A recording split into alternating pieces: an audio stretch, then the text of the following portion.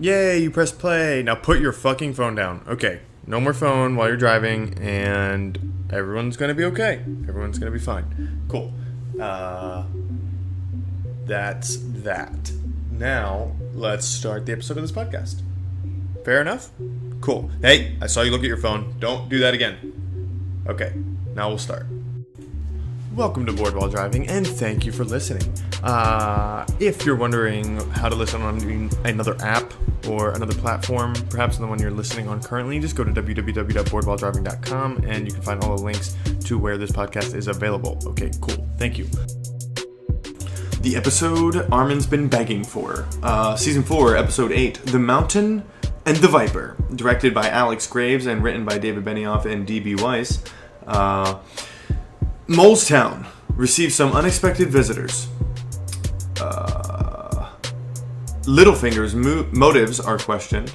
Ramsay attempts to prove himself to his father, Roose, and Tyrion's fate is decided in the trial by combat. Dun dun dun. Follow us on social media at Cast Funny Gang and at Board While Driving. Thanks for listening, guys.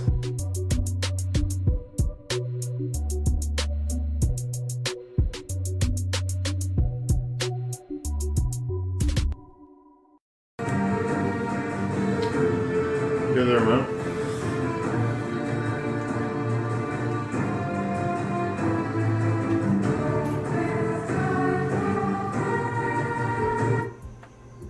So wait, you tell me you didn't like that episode? I mean, it was a season finale. Yeah, like, when you think about everything let's getting see. tied up, nice and neat. Did it though? Bow. Did it though? They found the tree. Okay, alright, you want to start with Brandon Stark. Okay, yeah, they find the tree and they go in and Jojen dies. Yeah, that dude dies, and he are finally throwing meets the magic three-eyed raven. grenades. Well, yeah, so the children are like this race of beings, and it's even called, the episode is called The Children. But so the children are the race of beings that sort of like populated this world before the first men. So like before...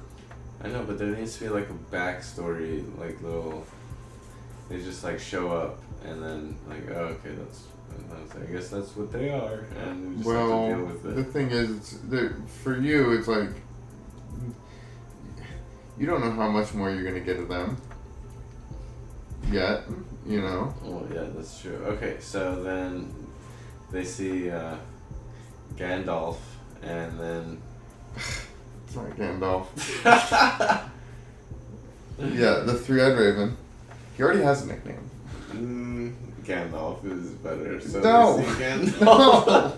No. Why do you fuck these things up like this? And he's like, oh, you'll get what you lost. Oh, I'll walk again. No. And you just see it in his face like, Oh shit. That's kind of what I... You mean I came all the way here and I ain't gonna even walk?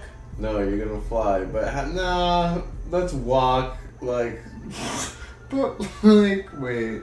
What kind of creature only flies but can't walk? You know, like Neverland. Yeah. Why would I want to fly when all my friends are walking? So he gets roasted by the three-eyed raven, and I guess that's kind of like your cliffhanger. That's okay. And then for Jon Snow, but like when you think about it, it's not really a cliffhanger so much as it is like a payoff. Like, yeah, like Brandon Stark. It's been 3 seasons of walking north, 4 seasons of walking north for this kid. I guess you're right. Okay, so then Jon Snow, what does he do? Goes to negotiate without a sword. What happens? Stannis comes and just starts like murking fools with horse dudes. Yeah, horse dudes. And then Yeah, that one guy though, I don't know what he was thinking. He's like, and then horse dude, boom. Like, how did you not see that guy? Right? Like, that guy was at a full gallop. He would have been coming. He would have been coming from a good ways off. Like, you'd have been like, oh, I'll definitely miss this one guy on a horse that's coming right now, and then I'll go and like try to kill this guy.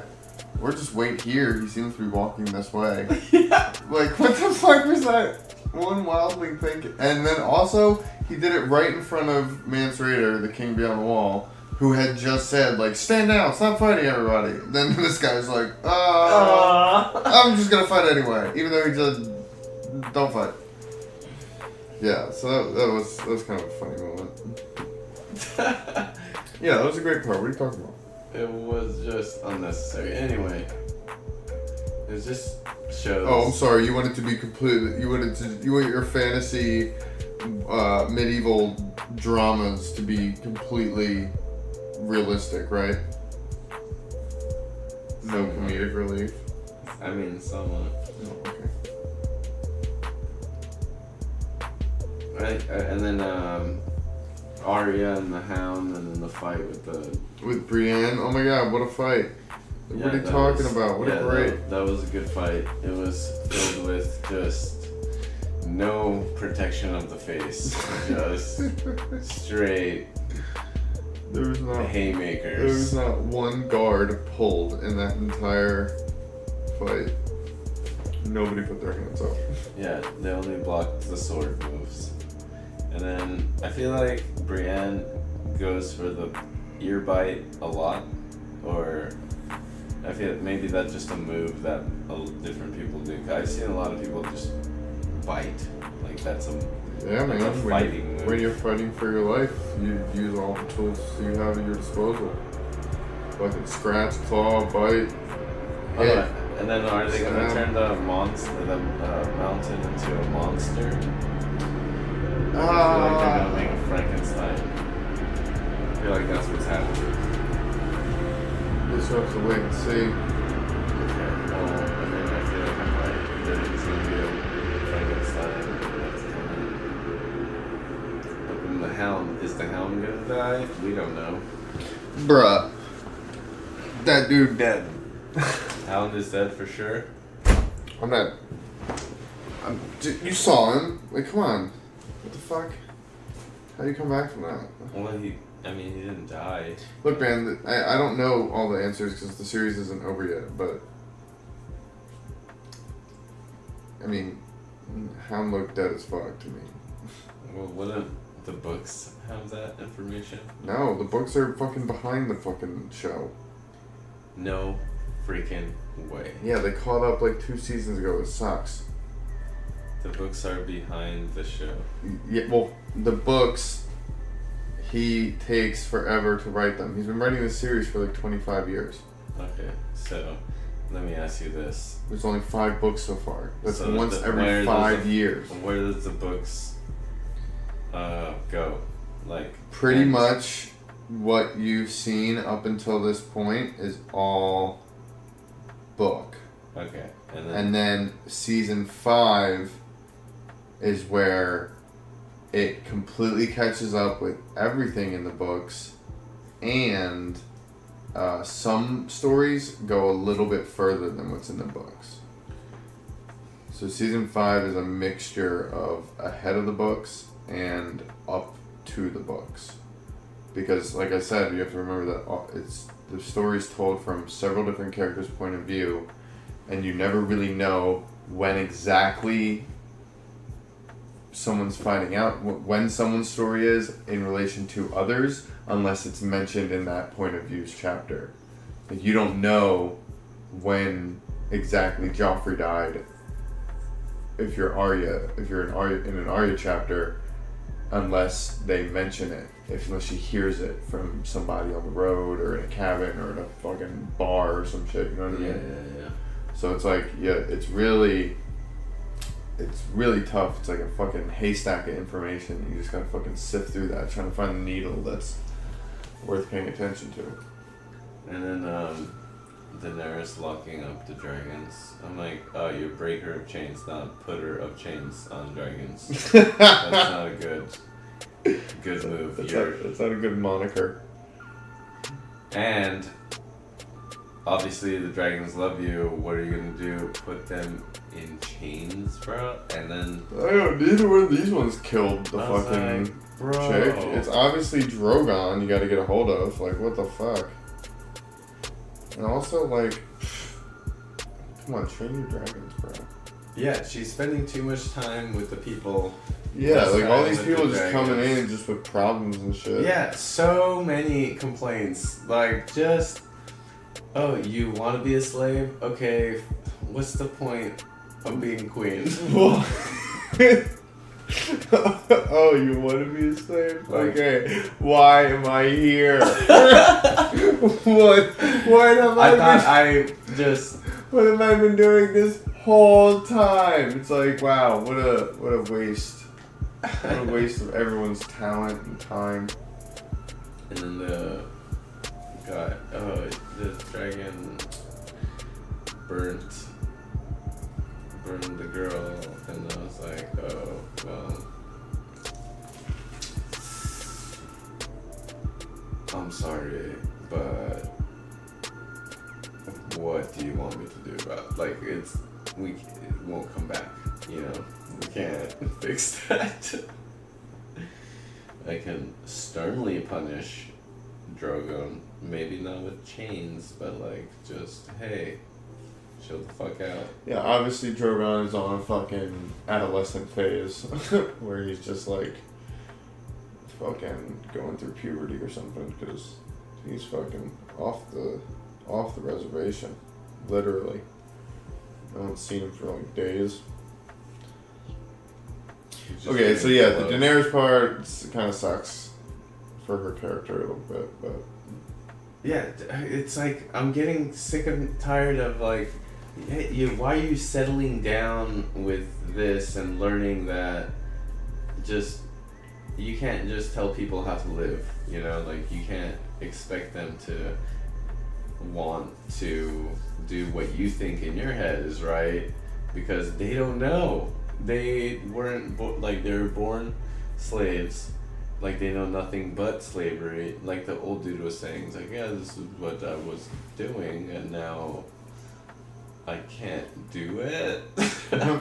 Like, I learned to love it, too, so... like, I had a good... like, my master wasn't even that bad. Like, shit, I had my own room. I had fucking meals that were fucking... Well, you could have a 1-year contract. Okay, well... This isn't the NBA, Daenerys. Okay, we. Yeah, like what? How little thought went into that? 1 year, like. Well, he's old. She figures like, okay, well, just a 1. Oh. Maybe there's an extension, but and then what is he talking about? The young people just steal and blah blah blah. What is going on in there? You know, like, does she even know what the people are doing? Would you, if you just came into a city and just like you just like took it over, but like didn't even know what they were about or doing? Like, yeah, like if she can't even walk through a market, I bet, because she's probably like, oh, what are you guys doing? And they're like, you wouldn't understand, like. This is our economy. This is what we did before you were here, and you honestly, just took away our one source of economy. No one knows what to do anymore. Like, this is Slaver's Bay, lady. You just got rid of slavery. What do you think we're all just gonna start doing? Like, you think we're all just start businesses with no money? You think we're just gonna start opening up coffee shops and like fucking gentrifying the fucking pyramid? No. Like, everyone's just kind of like walking around, just bumping into one another. Like, hey, you know what to do? No, I don't know what to do.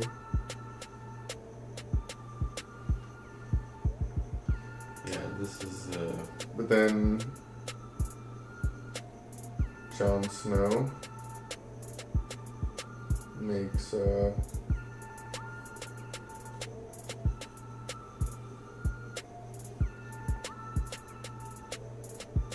makes a quick friend with Stannis. And what about fucking the end? The end was amazing. Tyrion? Let's talk about that. Yeah, well, yeah, he murdered Shay. Because Shay was fucking, like, and you were sitting there yelling at the trial. Why? Why is she doing this? What? Why? No, I'm glad he murdered her. What a fucking bitch. Right? Like, talk about the ultimate betrayal by both of them. Yeah, the main part though is the lying part. Like, why did you have to lie? He obviously loved you. He obviously did everything for you to be safe when people wanted her murdered. So he did a great job. And then how does she repay him? By fucking his dad? Like, and loving him? Isn't that what she said? I love you. What's his name? Tywin. Tywin, my lion. Oh my bitch. You moved so fast. Well, He wasn't even prepared for any, and plus, oh my god, what a horrible person.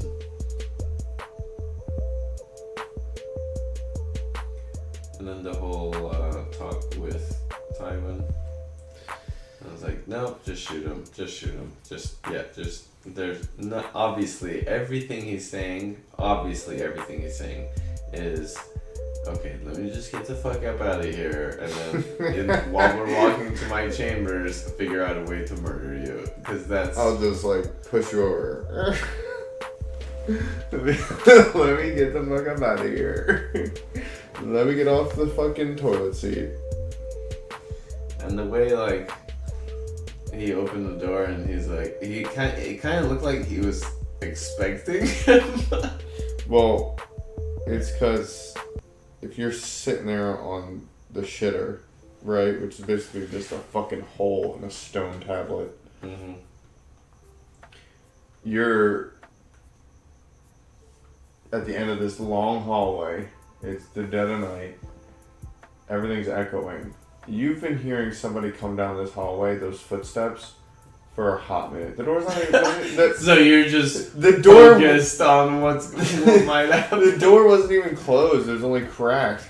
Which means, like, he definitely was hearing, like, these footsteps coming down this hallway the entire time. And then just... It's like, these sound like tiny footsteps. Oh my god, I have an idea who it is. Is there a child coming to visit me?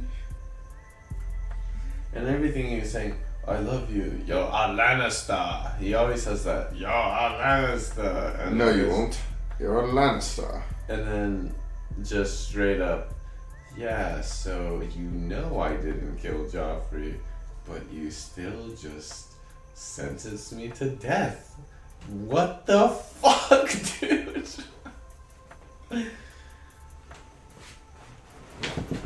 I love you, I would... What do you... How are your actions... Like, why are you... Your actions speak way more loudly than your words. Yeah.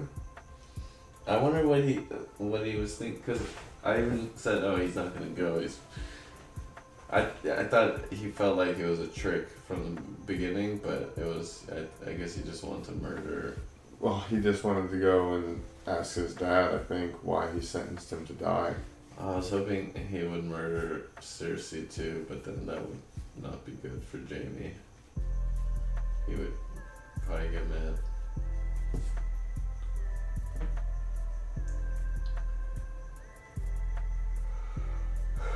But then he's dead. Tywin. There's an opening for Hand of the King. Yeah, but like, what is happening in King's Landing? They're fucking ringing the bells. Varys is leaving. Tyrion's leaving. You know, Tommen is now king. after Joffrey being fucking poisoned at his own wedding. Yeah, but I feel like Jaime is now gonna be Hand of the King somehow. Possibly. Jaime would be a good candidate, but he's also Commander of the Kingsguard. And while it's not He's impossible, also a Kingslayer, so no, he's still a Kingsguard. Well, it's not impossible for the Commander of the Kingsguard to also be the Hand of the King. It's usually not common just because the Commander of the Kingsguard is already on your small council, so he's already a position that informs you, you know? So, like, the Hand of the King would be someone else. It's usually someone else. It's usually, like, you don't make the Commander of the Kingsguard the Hand of the King because you already have him. You know what I mean? You'd be tying two responsibilities. yeah. And I noticed everyone's bouncing King's Landing pretty much. Varys is like, I'm fucking out of here. Tyrion's gone. Where are they going? I don't know. I feel like everyone's going to Bravos. Well, Tyrion and Varys are headed for the Free Cities.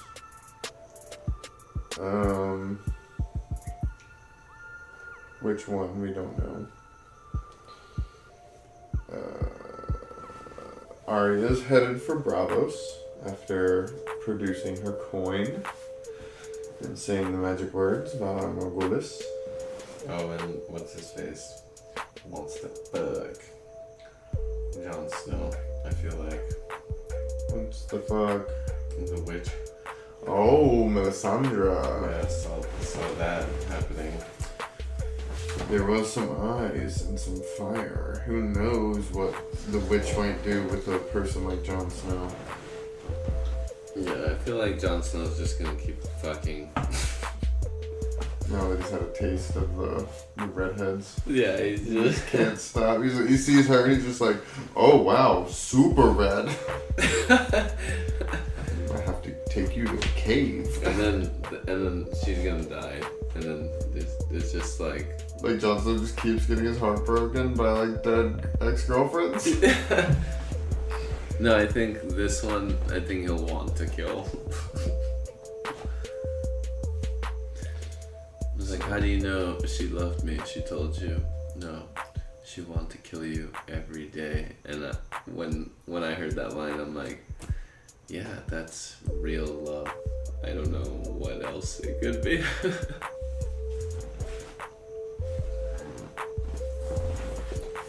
That was like the most truest line, I think, in the whole show. She wants to kill you. That's how I know she loved you. I'm like, oh, that's so sweet. That's maybe the most poetic thing. No, it's... Well.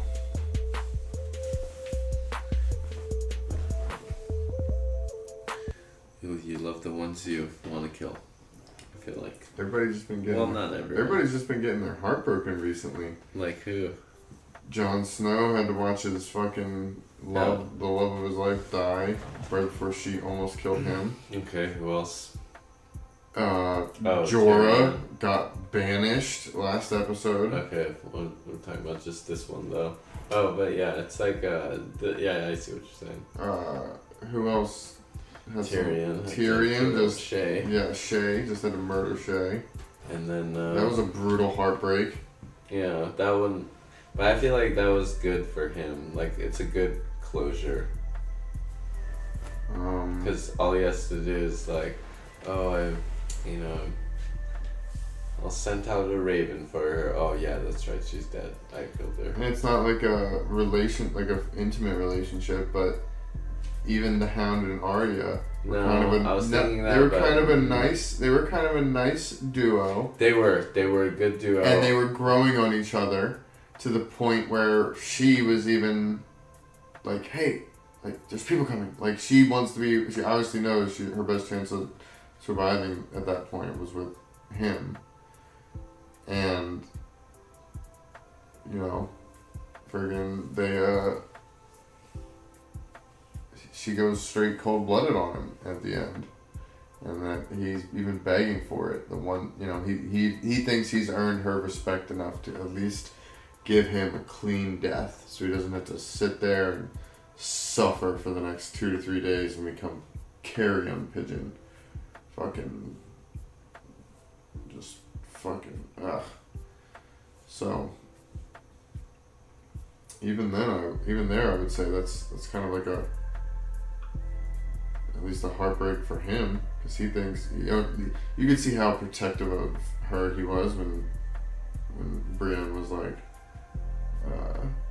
oh, and what, are you keeping her safe? He was like, I know what needs to be done. Like, you could see it in his eyes, like he thought he was the one, kind of being her father or whatever. Yeah. And then at the end there, he's almost crying, begging her to kill him. It's kind of a heartbreak. Yeah, but she always never gave him what he wanted anyway. Right, never. That is exactly what she kept doing. Who else? We'll see the heartbreak. No, the girl had to kill her maybe brother. I don't know. The other guy that with Brandon. Oh, well, yeah, she had to slit his... Well, she just slit his throat because he was stabbed so many times. He was going to die, and she just didn't want him to... Yeah, it's crazy shanking. Yeah, I know. It was quick, right? You were like, oh, quick, help before that guy shanks him. But then, like, oh, he's already shanked. It's already... It's like 8 shanks deep. Yeah, right the now. frame, that edit's kind of funny because it's like the frame starts with it like pulling out of him, and you're like, oh shit, like he's already being dead. It's already 5 shanks deep at this point. Yeah, and then like she turns back, she's like, oh, I killed him, we're safe, and then no, Jordan. Oh, I mean, there's just some like. Oh, good thing he didn't stab you Wait, 9 times. 9 times we can't survive from, but it's fine. Anyone else get their heart broken? Let's see, maybe we're missing someone. Just in general, a lot of people getting their heart broken. Well, some people did get love back, like Jaime and Cersei. Yep. Just fucking They're in just the Kingsguard chambers. Yeah, they just fuck anywhere in front of their dead son and then chambers, and then they say the dumbest thing. Someone will walk in. Oh, I don't care. Remember how this whole mess started? I've told multiple people that a guy is paralyzed because of this idea. I've told multiple people that watch this show that a popular theory that I happen to be a fan of is that the parallels between Romeo and Juliet and Jaime and Cersei are almost too significant of like a story arc to ignore. And I personally think that the Jaime Cersei love story, while gruesome and grotesque to most, is actually the binding love story of this entire series. The story of their love and what it does to the world. Because that's essentially the reason anything has happened in this, like the reason that the show was being, like, like all the stories. Mm-hmm. It's all because Jaime and Cersei were trying to hide. All because Jaime and Cersei were trying to hide. The entire, behind every, like, thing that happens in the realm, when one house turns on another or one says this, at the root of it is usually because it's because of something Jaime and Cersei did in order to keep their secret. And it's like, it's such a driving force of plot that it's like, I personally think that while everyone's like, you don't really ever root for it because, like what you just said, they fuck in front of their dead son, or he rapes her kinda, and like it's incest, and it makes people not want to root for it. But at the end of the day, if you want to look at examples of love in this show, the only good one of like what true burning passion, like will die for you love, is Jaime and Cersei.